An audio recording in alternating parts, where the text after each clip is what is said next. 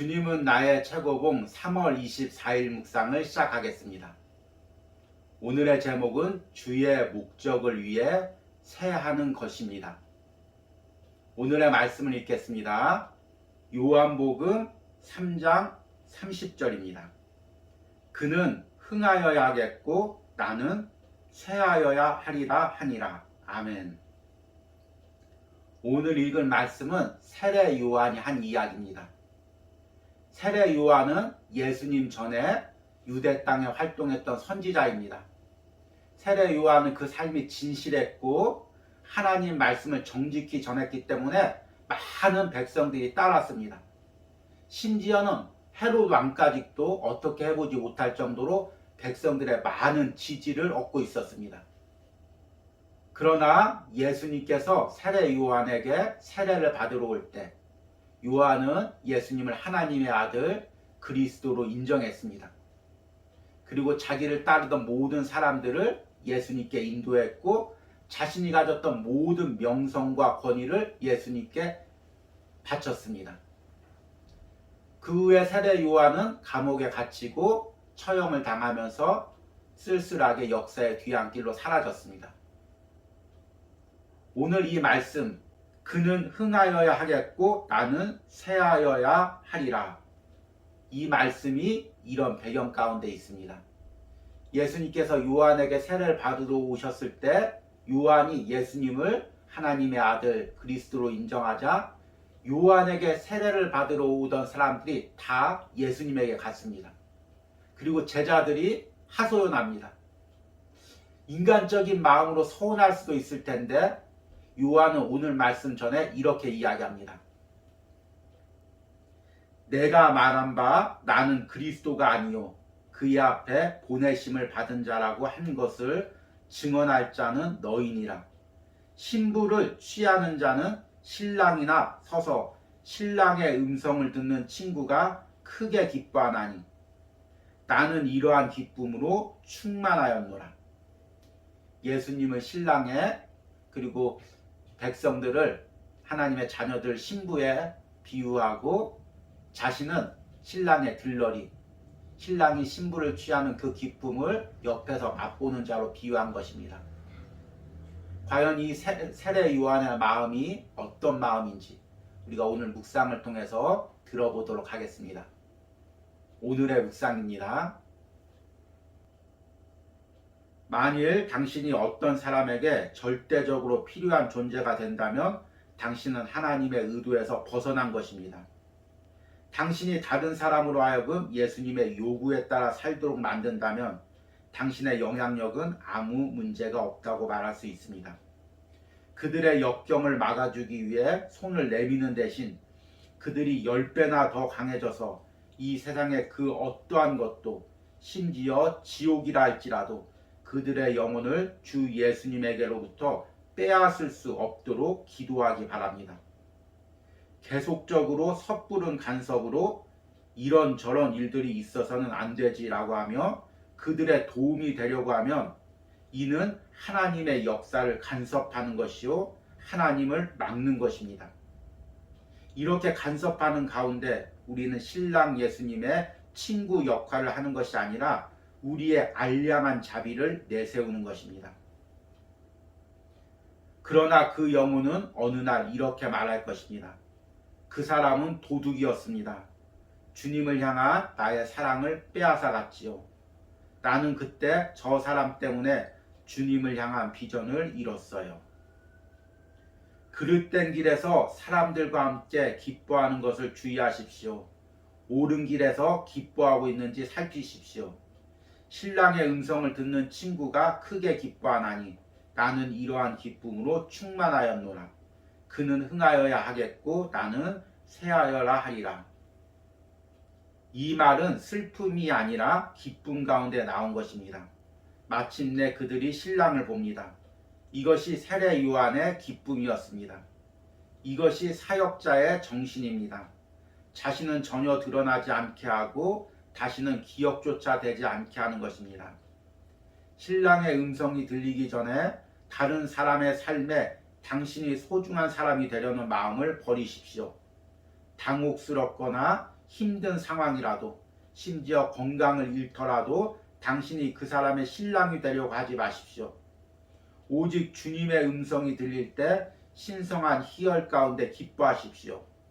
당신은 종종 예수 그리스도께서 한 영혼을 구원하시기 위해 그의 삶을 파선케 하신다는 사실을 보게 될 것입니다.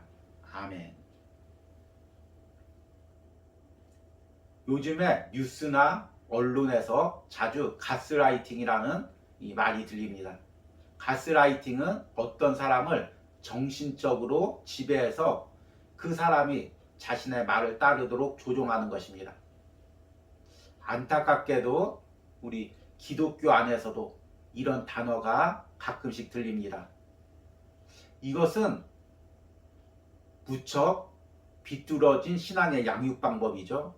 목회자나 지도자가 성도들을 정신적으로 지배해서 온전히 목회자의 말이 하나님 말처럼 들리게 하는 것입니다. 그래서 목회자의 말을 거절하게 되면 저주를 받을 것 같고 심지어는 지옥에 간다는 세뇌를 당하게 됩니다. 그래서 목회자가 지도자가 분명히 그릇된 요구를 해와도 그것을 거부하지 못합니다. 그리고 그 단체를 떠나지를 못합니다. 그러다 보면 함께 타락의 길로 가게 됩니다. 중요한 것은 이런 종교적 지도자를 맹신하는 것은 성도에게 뿐만 아니라 그 지도자에게도 악영향을 미친다는 것입니다. 누군가가 나를 맹신하게 되면, 내 말에 절대적으로 순종하게 되면 인간은 누구나 우월감에 빠지게 됩니다. 그리고 자신의 말은 절대적으로 옳고 자신의 성경 해석은 절대적으로 틀림이 없고 자신의 가르침은 하나도 오류가 없다고 생각합니다. 그렇게 하다 보면 스스로의 가르침이 성경보다, 예수님의 말씀보다 더 권위가 있게 되고 신앙의 진리에서 벗어나게 됩니다.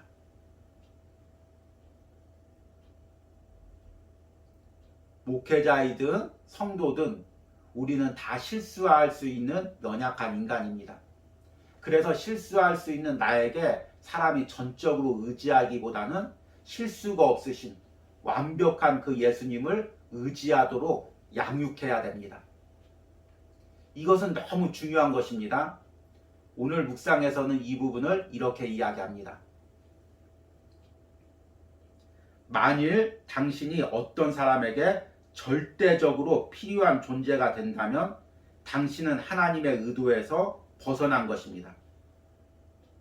계속적으로 섣부른 간섭으로 이런저런 일들이 있어서는 안 되지라고 하며 그들의 도움이 되려 하면 이는 하나님의 역사를 간섭하는 것이요 하나님을 막는 것입니다.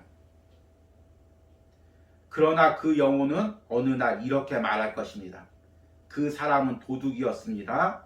주님을 향한 나의 사랑을 빼앗아갔지요.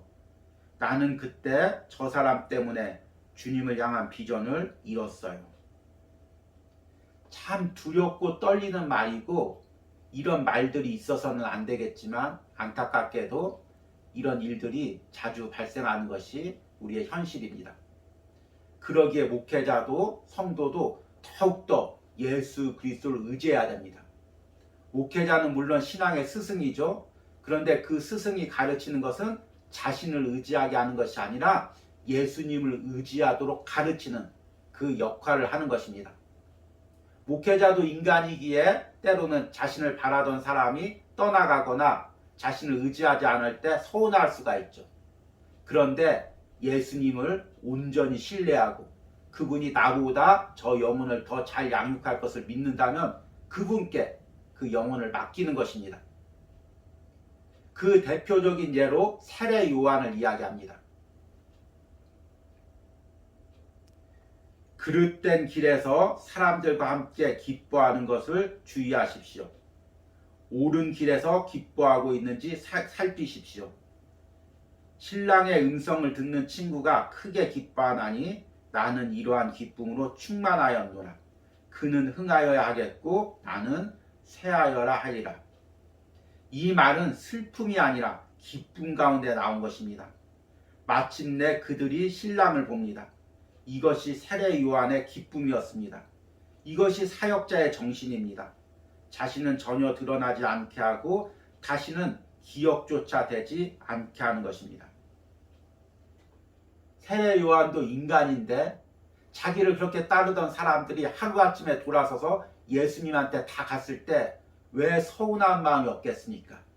그런데 세례 요한은 예수님을 자신의 경쟁자로 보지 않았습니다.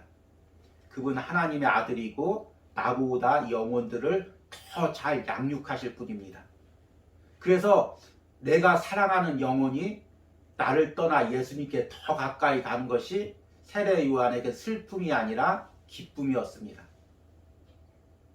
목회자는 성도들 양육할 때 물론 하나님의 은혜가 있으면 평생 그 영혼을 양육해야 됩니다. 그러나 평생 양육할지 일정 기간 양육할지 그거는 목회자의 결정 사항이 아닙니다. 하나님께서 맡겨주신 시간 동안 예수님의 마음으로 양육하는 것입니다. 그리고 그 영혼이 예수님께 더 가까이 가는 것입니다. 그리고 예수님께 더 가까이 가는 길 가운데서 나와 떠날 길이 있다면 그것 또한 축복과 기쁨으로 보내주어야 하는 것입니다. 나의 이익이나 나의 생각보다 영혼을 더 사랑하는 마음이 있기 때문입니다. 이것이 세례 요한의 마음이죠. 여러분 오늘 묵상을 하면서 내가 혹시 어떤 목회자에게 절대적으로 신뢰하거나 믿고 있는 마음이 있다면 이 마음 역시 점검해 보시기 바랍니다. 아니면 또한 나를 신뢰하고 나를 의지하던 사람이 나를 조금씩 멀어지는 것 같아서 서운한 마음이 있다면 이것 또한 점검해 보시기 바랍니다.